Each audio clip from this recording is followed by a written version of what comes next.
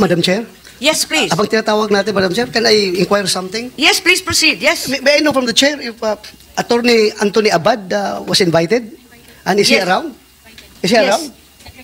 He Nag-regret. was invited, but yes, Yung regret. pangalan niya is very, very visible doon sa form, yung petition form na pinapakita nila. So, can we insist on inviting him? O Yes. kung ayaw niya mag-attend, ipasampina natin, Madam Chair? Yes, I think we'll have to consider that. But like you said, Senator Bato, his name is very prominently displayed Yes, on the form. he is the face of this brouhaha. So he should present himself. Otherwise, useless itong magiging inquiry natin kung hindi natin makita yung tao na nandoon sa papel, sa form. So can we subpoena this person, Madam Chair? Madam Chair, Yes, Congressman Marcoleta, please. I am happy that Senator Bato raised this question because That's right. this is the gist of the entire inquiry. Attorney Anthony A. Abad appears to be the proponent of this initiative. Kagaya po ng sinabi ninyo, Senator, bigyan ng katauhan ang nagpasimuno nitong Politicians Initiative. Earlier, Madam Chair, the House of Representatives, sila po ang nagiging parang kontrabida dito. I am not representing the House of Representatives today.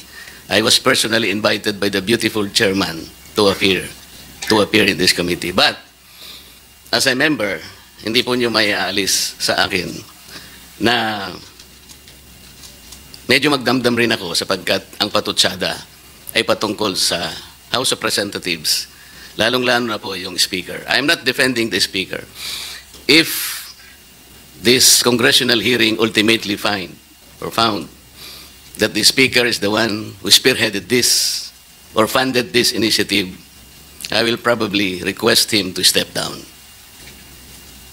Pero kung hindi po siya naman, bakit hindi po natin kinonsentrate kay Anthony Abad? Siya po yung bida dito eh. Siya po ang pinakasentro nito. Siya ang nagsasabi dito na pinaliwanag niya sa tao. Nagsabi po ng mga tao, we fully understand the rationale of this proposition. We fully understand the consequences, the effects, and the advantages of this proposition. Gusto nating malaman, talaga bang ginawa niya? Single-handedly, although et al. Ito. But to undertake and to mobilize an undertaking nationwide, to be able to get at least 8 million votes. Kaya po ba ng isang tao? Why don't we begin with Anthony Abad? Who is he? Anthony Abad, based on the Google, Madam Chair, specializes in international trade law. He has been in legal practice for 17 years, and he is at present an independent advisor of the Philippine Senate. May I know, Madam Chair? Nasa Google po. At kung sino- nakalagay din po sino sa sinabi? Google, he took his oath before the office of Senator Aquilino Pimentel. Nasa Google po. Kaya kailangan po nating makita lahat eh. Sa Google po yan. I was also shown that picture pero hindi ko ma-date eh. Mukhang bata pa kami noon eh. So so must have been years ago. And if we are talking about that if he is also that Anthony Abad named in the signature sheet, so we are assuming a lot of things. Pero right now he's not a consultant of my office. But so pasiputin natin itong Attorney Anthony A. Abad. So, Triple A. Yes. Attorney Anthony A. Abad. So, para malaman po natin. And if that person seen in the picture taking an oath before me, if he will admit that he is the one, then we're talking about the same person. But he's not a consultant of my office, so I don't think he's also a consultant of the Senate. Wala. So maybe that was siguro part of his biodata. Siguro once upon a time, baka nangyari yun. And then, since nandito na rin tayo sa topic na ito, the burden is all with Attorney Anthony A. Abad because no other lawyer can file that petition and claim that he or she is under that et al. Hindi mo pwede yun. So it's only if the signatures are genuine and real and then freely given, it is only this attorney, Anthony A. Abad, whom they have authorized to file the petition. No person, no lawyer can claim to be et al. Kasi hindi siya pinangalanan. So that's my theory. Kaya I agree with Congressman Marcoleta. We really have to identify who is. Pero medyo common name kasi yan. There might be more than one Anthony A. Abad who happens also to be a lawyer. So Yes, we need to Senator, look for but this person. We can start with him. Yes, This is an A4 sheet of paper. that's right. 10 signatories per sheet. If Anthony Abad is out to get 8 million votes to satisfy the threshold of 8 million, this is the requisite of the People's Initiative, he will need 800,000 pieces of this A sheet. Nakita ko po yung nakakuha ko ng isang ream nito. This paper was imported from Indonesia. This is 70 GSM. I want to ask Anthony Abad, kinuwenta ko po kung magkano siguro about 1,500 something reams. ₱500,000 pesos, ito pala mong papel. Ipiprint mo ito, palagay mo na lang ₱2. 800,000 seats, that 1.6 million plus 500, that's about 2 million. Saan niya kinuha ni Anthony Abad? Maybe we can ask questions directly from this guy. Hindi yung mga nakatakip ang mukha. They're so brave enough not to be able to expose their faces in the public. I'm sorry, Mr. Senate President, but I read your rules on evidence. If the substantive rights of people affected in this hearing, they should also be protected. How can we, for example, confront the accusers if they are all masked? Hindi po ganito. I am not defending the Speaker of the House of Representatives. I will repeat this. If this investigation will find out na siya po ang nagpondo, I will politely ask him to step down. Pero alimbawa po kung ito'y ginawa ni Anthony Abad out of exasperation, out of frustration, because I think for the longest time, the House of Representatives have been inviting the Senate to meet with us on a constituent assembly, and the Senate repeatedly refused us. This is on record, Madam Chair. Kahit kailan po hindi natin magagampanan, hindi natin magagamit yung isang modality to change the Constitution, which is the Constituent Assembly. Every time an invitation is issued to the Senate by the House, ang answer po, dead ma. Dead ma. So kailan po natin gagamitin ng Constituent Assembly? We cannot. It's impossible. Sinasabi ng Senate, well, ang dami pong Okay, bago kami makipag-meet sa inyo, you will have to agree that separate voting. Ganun po palagang nangyayari. Ito po ang nangyari. Ako po matagal na sa Congress. Kung hindi ako nagkakamali, Madam Chair, panahon pa po ni Speaker Belmonte, pinag-iisipan na natin to.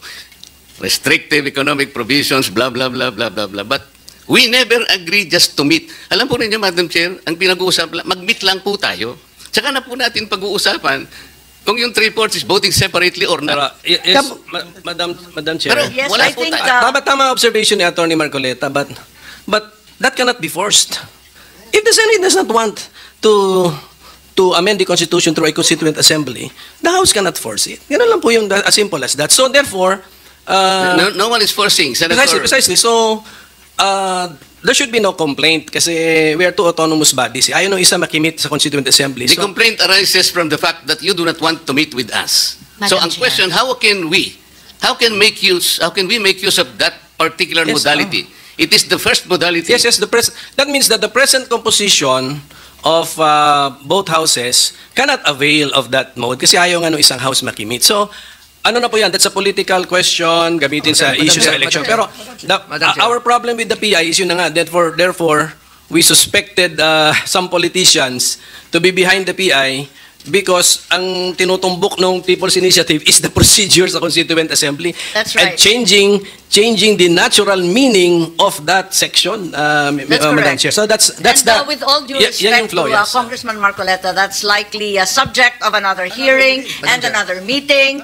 and perhaps a more confident and benign meeting of the minds at another time. Madam Chair. Right now, I can see all my colleagues jumping out of their seats to contradict us, but let's not hijack this hearing. Let us Correct. proceed with the next witness, who has very kindly come from the province of Batangas. Yes, po, Senator. Madam Chair. Salamat, Madam Chair. Madam Chair. President, Madam Chair. Madam Chair. Can I be I've recognized, been Madam acknowledged Chair? by the Chair. Madam Chair. Madam Chair.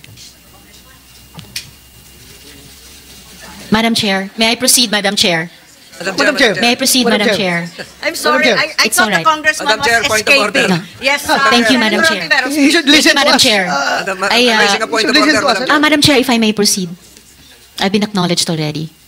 As a priority, Madam Chair, under our rules. Madam Chair, Yes, the point of order precedes all others. Yes, please, I think, Madam Senator Chair, we Tolentino. should discuss the matter at hand. It has something to do with the name Anthony Abad, whether we should subpoena him or not tomorrow or in the next hearing, Madam Chair. We expect a ruling from the Chair. Yes, thank you Yes. very much. I think that's now become a motion, both from the minority leader as well as Senator Tolentino, and we acknowledge Senator Ontiveros once again, who has the floor. Thank you, Madam Chair.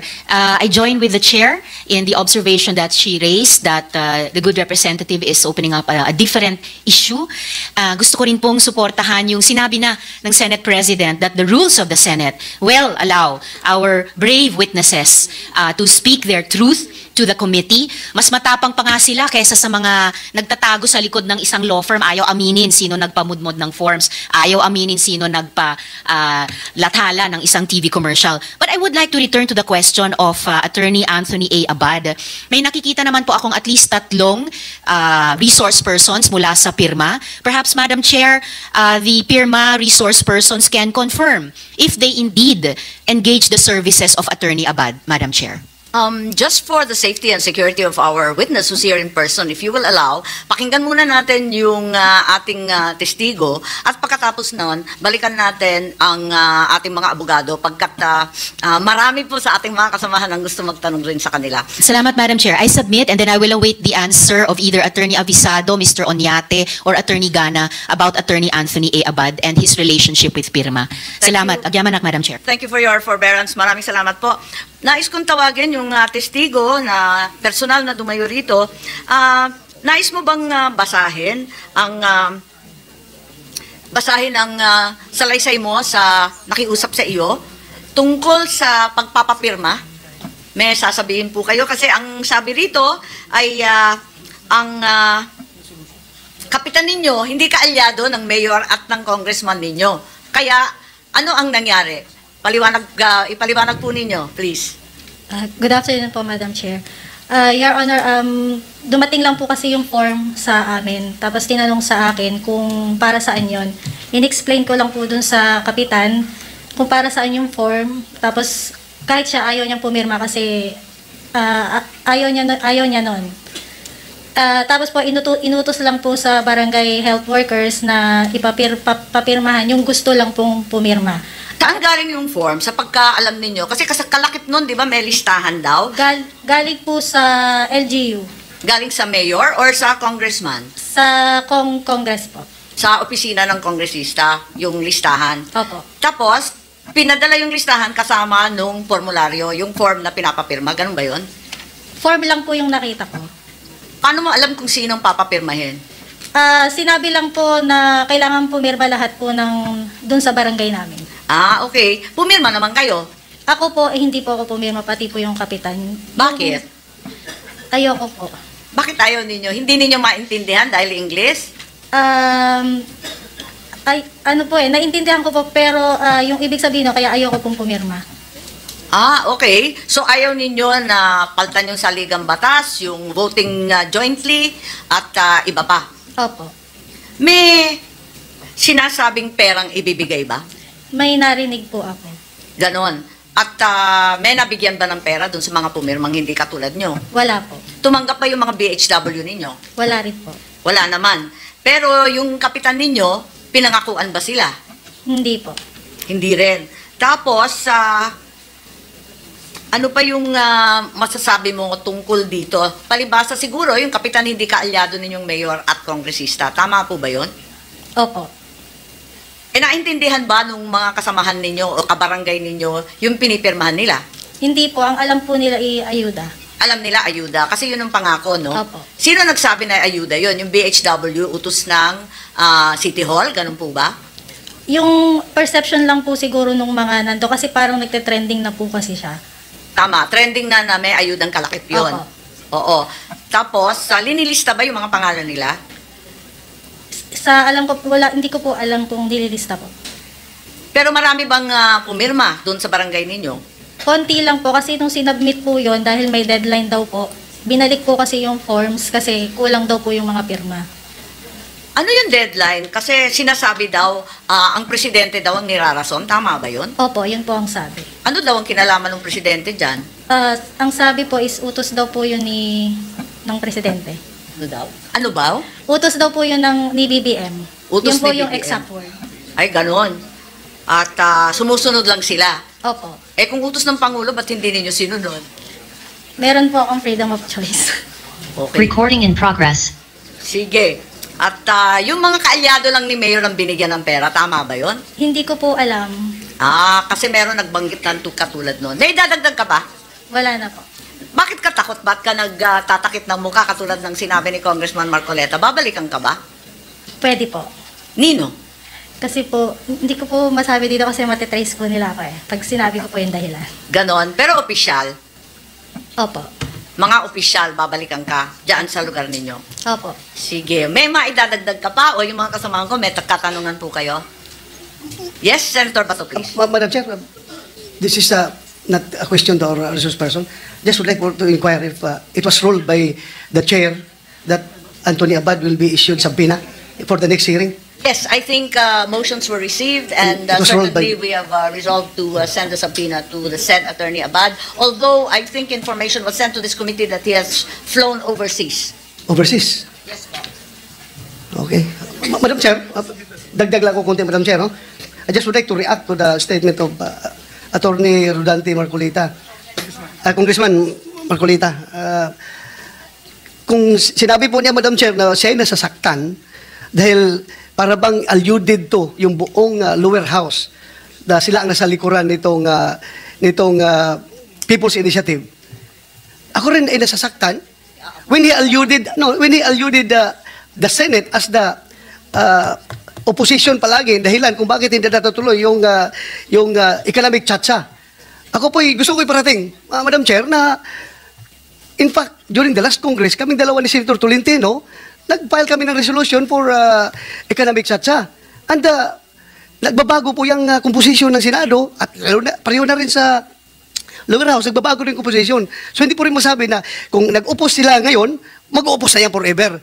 Nagbabago po. Kami po ni Senator Tolentino, nag-file po ng resolution. Kaya masakit po sa amin kung sabihin niya na ilalahat niya na ang buong Senado ay ayaw sa chacha. Kami po, nag-propose. So, yun lang po. Gusto ko lang liwanagin, Madam Chair. Again, he is a good friend of mine, Congressman Marcolita.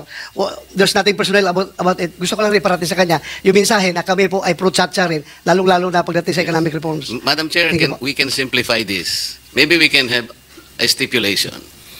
Can the Senate stipulate that of all the initiatives taken by the House to engage you as a constituent assembly, all these initiatives have been refused? Wala pa tayong, hindi pa po tayo Madam Chair, as Senate President, as the leader of this institution, I can categorically state that we have not refused any measures. As a matter of fact, I filed last week RBH 6, which is to discuss economic provisions of the Constitution. So, Only to change your mind 3 days later, Mr. Senate President. did I ever say, for the record, did I ever say I'm no longer pursuing this? Please cite the record that I said I will no longer pursue this. Well, it's in the Yes. privilege speech I heard by no, one of you. No. I'd like They're to correct now- misconception of my dear friend, Congressman Marcoleta. We are just fighting this PI first. Because this PI, this fake People's Initiative, is going to undermine the processes of voting during the discussions of constitutional change. Hindi po kami papayag na makapon ang Senado kasi mawawala po ang bicameralism that is stipulated 5 times in our Constitution and provides for the checks and balances of our institutions. Yun lamang po. Wala po tayong pinag-aawayan kundi itong PI kasi alam mo, sa totoo lang, Madam Chair, and we're veering away from the topic here. Yes. But really quickly, kung yung People's Initiative, kung linagay po nila dyan, sino bang mga proponents dyan? Kung linagay ng pirma dyan to amend the, for example, public services to allow 100% foreign ownership, sa tingin ko walang gulo eh. Pati sa amin walang aalma. Yun ay napakasimple. That is a right given by the Constitution. Pero hindi. It's a very simple question to vote as one, but it is full of hidden meaning, and it will open a Pandora's box that we can no longer come out from. So, yun lamang po, Madam Chair. I just want to put for the record, we have not categorically said no to amendments to the Constitution. As a matter of fact, I met with the President, and he said, let's discuss the economic provisions and stop this PI.